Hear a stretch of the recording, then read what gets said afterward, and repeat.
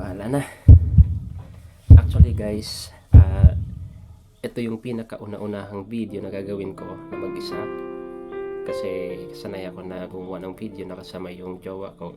And nag-decide ako na gumawa ng sariling video ngayon.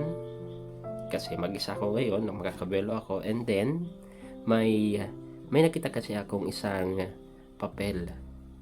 Yan, ito yun. What? Okay.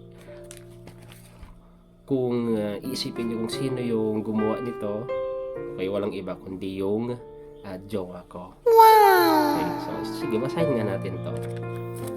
So, smile before you open. Okay, smile before you open, syempre, smile, like a smile. Ganun, okay. So, I love you, agom ko, na sobrang awesome, from Hana na maganda. I love you, agom ko. Ang ibig sabihin kasi ng agom ko, ibig sabihin nun, asawa. Okay? Na sobrang awesome. Ibig sabihin kasi ng awesome, maasim. Kaya alam niyo na kung ano yung nasa utak ninyo.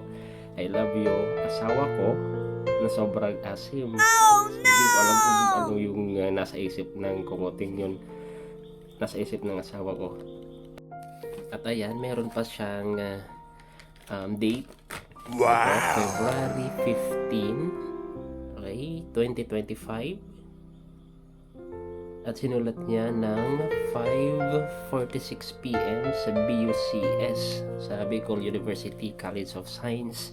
Kasi nung hinihintay niya ako, sabi niya, na-bored daw siya, and then naisipan niyang isulat ito para sa akin. Okay, so gusto ko lang gawan to ng video. Kasi nung tinanggap ko to, akala ko makukornihan ako, or akala ko wala lang. Kasi ang alam ko kasi para lang to sa mga teenager or yung experience pala natin during elementary, high school, yung nagsusulat-sulatan. Pero hindi pala. Okay, so syempre may kilig. Lalo na siya mismo yung nagsulat nito para sa akin. Okay, actually, sa totoo lang, nung nakita ko to sa wallet, wala. Siyempre, nakakamiss lang. Lalo na ngayon, palagi kaming LDR. So, nasa LDR kami. Ako yung nasa isla ko, nasa mainland siya, at umuwi lang ako ng weekend. So kaya para sa sulat nito kay Hana na maganda, kasi ito yung nakalagay dito, Hana na maganda, period. At hindi ko alam kung ano to. Siguro emoticon to, tapos may lips. Ang lips, tingnan nyo, parang ito para siyang hindi ko maintindihan kung ano yan, basta emoticon yan na nagkikiss daw. Maraming salamat. Okay, salamat dito.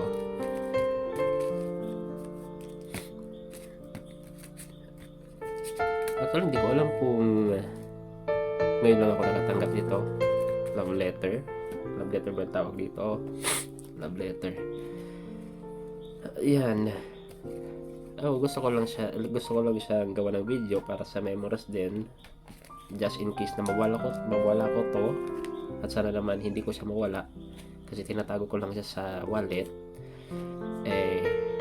Just in case na mawala ko, may babalik ko video ako na babalikan na binigyan ako nito na sulat. And then, kaya kung nakakatanggap kayo ng mga ganito, ng mga sulat galing sa mga mahal nyo sa buhay, sa jowa nyo, okay, sa mga pangasawa nyo, so appreciate it. Kasi ito yung way para hindi mawala yung spark, yan, yung kilig. Kasi ako yung tao na di naniniwala na sabi ni kasi nila, once na tumatagal na daw kayo, nawawalan daw yung kilig, yung spark. Ako, para kasi sa akin, choice nyo yun. Diba? Kung gusto nyo na mawala yung kilig, mawala talaga yon.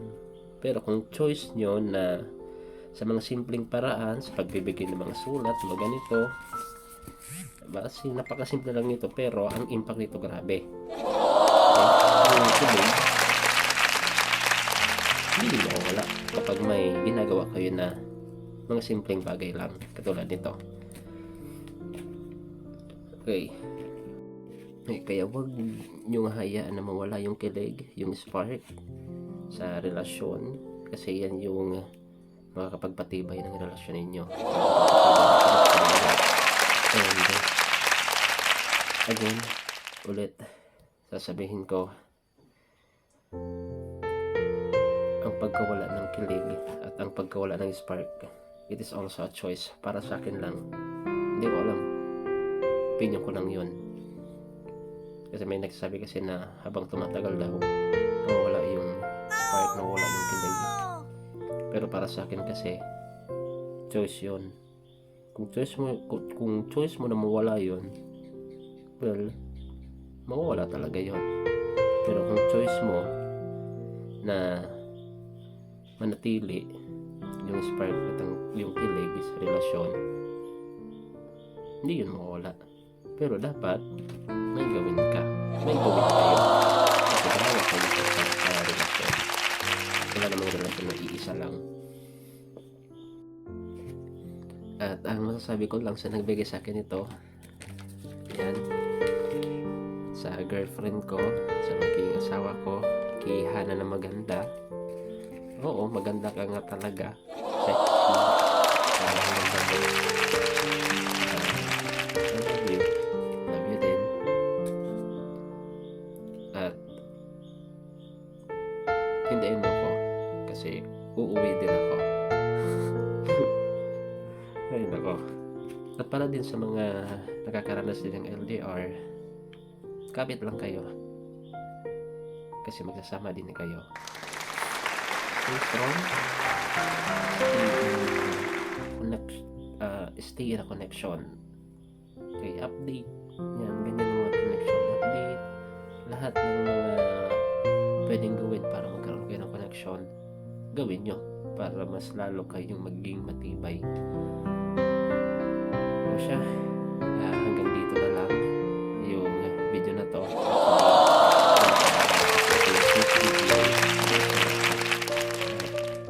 Solo talaga, wala akong kasama dito sa kwarto.